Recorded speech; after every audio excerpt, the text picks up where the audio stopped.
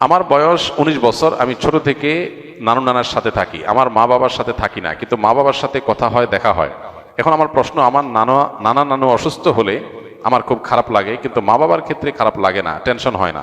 এখন আমার মাঝে মধ্যে মনে হয় আমি সন্তান হিসেবে কুসন্তান হয়ে গেছি নাকি। সন্দেহাতীতভাবে এটা খারাপ জিনিস যে আপনার মা বাবার অসুস্থতা আপনার কষ্ট হয় না, কারণ আপনি তাদের সাথে থাকেন না, মায়া তৈরি হয়নি। প্রথমত, মা বাবা হিসাবে তারা, অভিভাবক হিসাবে, আপনার মা বাবা হিসাবে তাদের কোনো কষ্ট হলেই আপনার ভিতরে কষ্ট অনুভব হতে হবে।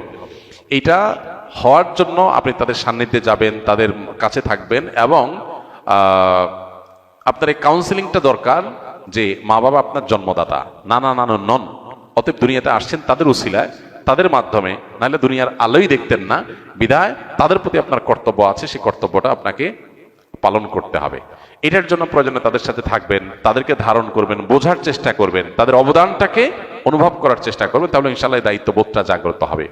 আমরা অনেকেই আছে যে মা বাবার কাছ থেকে দূরে কোনো কারণে পারিবারিক নানান কলহ ইত্যাদি হয়, ছোটবেলা থেকে দূরে থাকতে থাকতে মা বাবার প্রতি সে রেসপন্সিবিলিটি তৈরি হয় না। মানুষ হিসাবে আমি দুনিয়াতে আসছি কার মাধ্যমে? তার কথা স্মরণ হওয়া, তার সুখে দুঃখে তার শুভাকাঙ্ক্ষী হওয়া এবং তাদের কল্যাণ কামনা করা, এটা আমাদের একেবারেই সৃষ্টিগতভাবে আমাদের মধ্যে চলে আসা উচিত, এবং এটা না আসলে প্রয়োজনে কাউন্সিলিং এবং মোটিভেশন নেওয়া দরকার।